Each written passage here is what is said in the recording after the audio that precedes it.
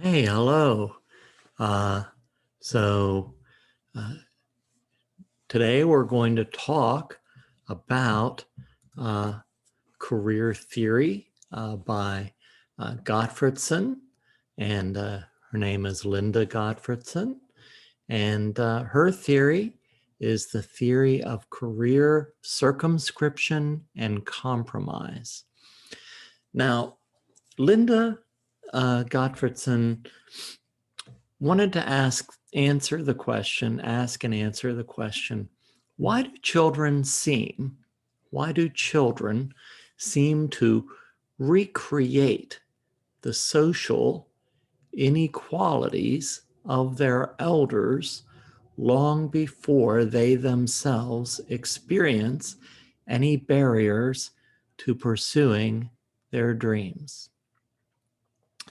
Well, uh, she is looking at career development from a sociological perspective of career decision making and emphasizing the role of early social and biological factors on identity and subsequent career choice. But she does also kind of outline circumscriptions by stages of development or by ages. Um, it would be either one, really. But let's look at these different stages of development that she has according to circumscription. Now, she sees this as 4 stages across childhood, and individuals rule out different career possibilities or career paths that don't match their self-perceived identity. So here's the interesting thing. What's going on with their perceived identity, and what's going into the creation of that identity is quite important. So it coincides with Piaget. You're going to study Piaget in human growth and development, or lifespan. But it's less focused on cognitive development.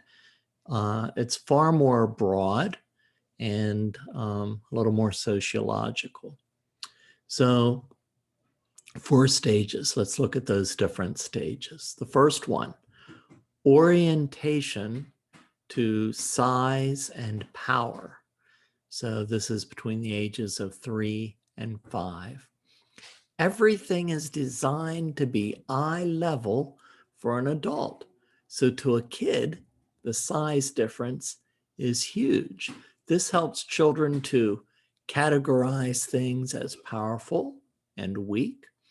One of the very first things that I learned as a play therapist is that it's important for me to get down to the level of the child, whether that means sitting in a chair where we can be at the same level, or sitting on a carpet in a play area, or whatever it might be. I don't want them to have to look up at me. I want us to be on the same physical level, and that results in a change of emotional perception and response. It also adds trust and builds trust more easily as well. The second one, B, orientation to sex roles, ages 6 to 8. So children start to take note of the role that gender plays when they are shown careers, and base career choices around that. So most of these roles are not spoken, they are unspoken, but are nonetheless still learned by the child. So remember, when I talked about developing a career guidance curriculum, a career counseling curriculum in an elementary school as a school counselor. And I started in kindergarten. And my only goal for kindergarten at that point was to identify some of these gender role messages that they had received about the world of work and careers, and to expand those concepts so that females and males understood that they could do pretty much any career job that they wanted to, and it didn't really matter whether they were a male or a female. I wanted to expand their perception of opportunity and possibilities. But many times, and we know this from both Bandura and Krumboltz in social learning, and also from Piaget, that children learn by watching and, by observing. And they pick up these gender role messages from adults. Now, letter C. So orientation to social valuation, ages 9 through 13. Some careers are more desirable based on one's gender and based on the social status associated with the job. Now, I don't think this is appropriate. I don't think this is something, I think this is something that should be changed. So for instance, like I said, careers should not be identified or correlated to gender. And I think that all careers are important if they contribute to our society. So when I was in Europe, people treated the wait staff, the servers, and other staff in restaurants very differently than Americans treat them. They receive a living wage. They could be waiter, waitress their whole lives. They take pride in their work. They get medical and retirement, and their tips are not based on whether the diners like them or not. They are included in the bill, and but they get a salary, and so that's just one example. But it's not quite the same as what I experience in the United States. It seems like some careers are favored socially or given more status than others. And I don't really understand it. And one big example might be somebody who plays a sport. No, I'm not knocking that. That's great. You play a sport, it's a game, entertainment, people like watching it, you have success, and you get paid for that. However, the societal contribution is very different than, say, a teacher or a nurse or somebody who works with the elderly, somebody who works with perhaps autism. You get the idea. They're both great careers, all of them. They should all be respected. I don't think that one should be given such a high social status over another one. They all contribute to our society in one way or another. So that's a little skewed, I think. So, due to the gender stereotypes associated with a variety of jobs, males often have a wider variety of jobs available to them, but females potentially uh, often have some discouragement. Jobs that are stereotypically female don't vary as greatly in terms of prestige. Now, I see this as changing. Um, uh, so, um, I think this is changing, but it's changing slowly. Women still, on average, if you average female earnings, they earn less than males. Um, you've all heard of the glass ceiling. And yet, I think we are slowly working to overcome this. It just needs more work. It varies from nation to nation. Waiters, waitresses are well respected in other nations. That's my example. Children are then inclined to want to follow a career path that has some not only social status, but societal respect. And so I wouldn't say it has to be status, but at least respect. Um, I know that uh, my only goal for my own children is for them to be happy in what they do.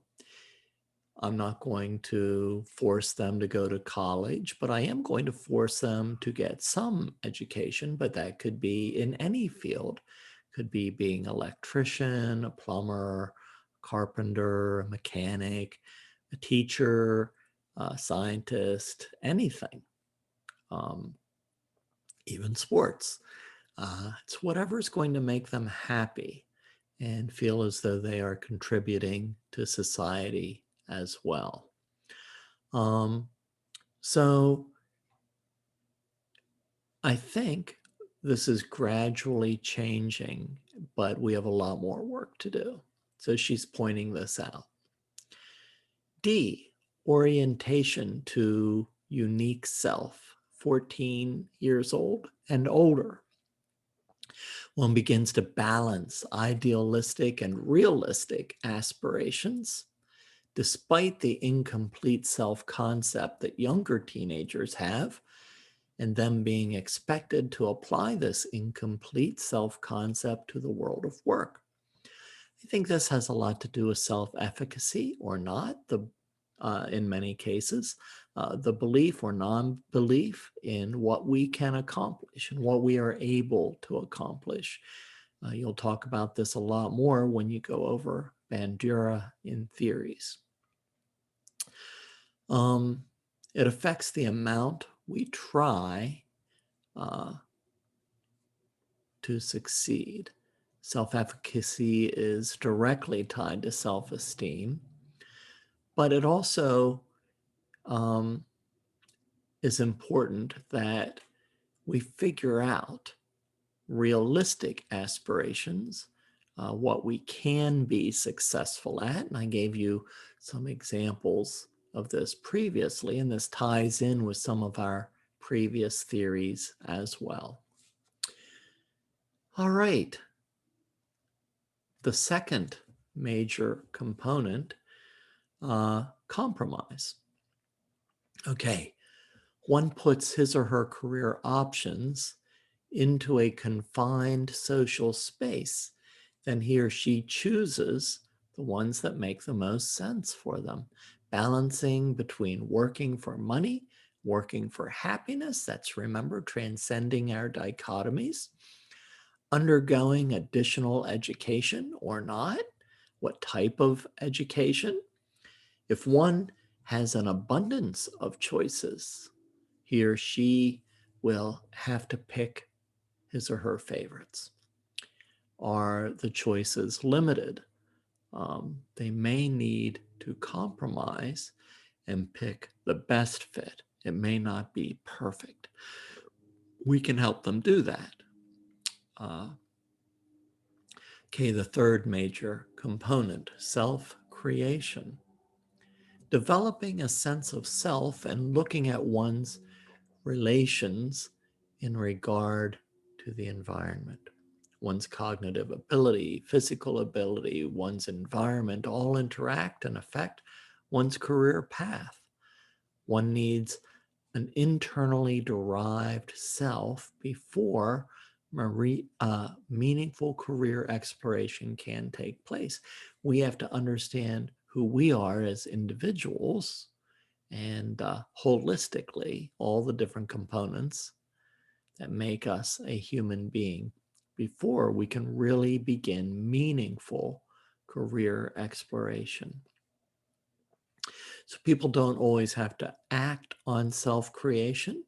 It can be limited by what one has and has not been exposed to in life. So we don't always act on that, but it should be a process. We might not have a lot of life experience, so we don't have a good sense of who we are based on limited experiences, but all of this can take place over time. Number 4, cognitive growth. Cognitive growth, one must build occupational and career categories. Individuals manage the data on their self and the world of work to do so. So they need the cognitive resources to build and identify individual occupations and career categories, but there's all kinds of data about ourselves and the world of work that we kind of need to analyze and see what matches up. We need to build a cognitive image of what we want in our careers. What do we want our careers to be? She incorporates Bloom's taxonomy, which is kind of an educational taxonomy, and applies it to one's career as well. I think she hits on a lot of important points that we need to incorporate as counselors, especially gender role messages and overcoming them, helping people with self-efficacy, defining self, defining career, things like that. All right. Thanks a lot.